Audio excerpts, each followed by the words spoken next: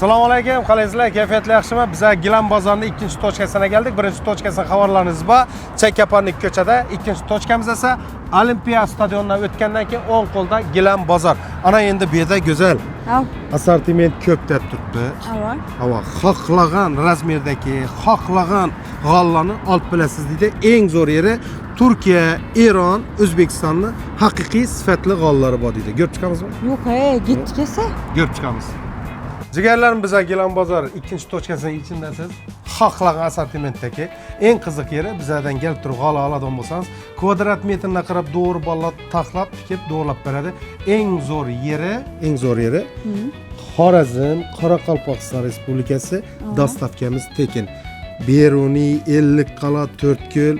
Yo'q, dostavkancha so'magan degan savol bo'lishi mumkin emas. Yana bir narsani aytaymi? Ko'pincha g'allani kimlar oladi?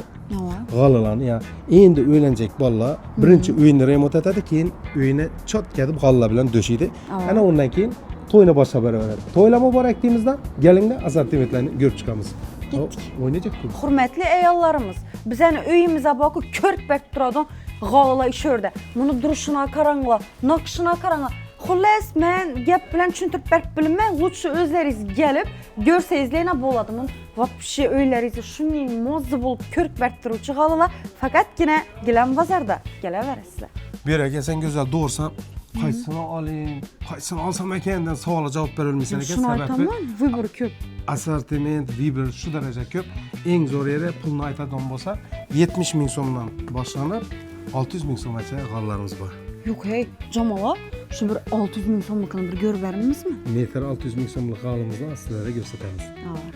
Bu kvadrati 600 ming so'mlik g'allada yurib ko'rayotgani boshqacha bo'ladi ekan lekin. Endi buni gullarni ko'ringlar do'stlar, haqiqiy sifatli, shu daraja diqis etib ishlangan. Sababi bundan yaqi musor chiqmaydi, TBT deydi-ku ko'p odam. Chiqmaydi ekan. Shu g'allimizning durishi 9 million so'm do'stlar. Doir siz uyingizga yarashadi, ishonavering. Sababi uyni zo'r etib remont etdingiz-ku. Hemen g'alla ketmaydi sizga. Ine size 9 milyonlukta yurishni tinchki. 9 milyonlik g'alni bossang bir o'zing gunohkording sezasan ekan lekin gap yo'q. Haqiqiy kartinka-ku bu chizilgan. Kelinglar do'stlar. Gilam bozor eng zo'ri.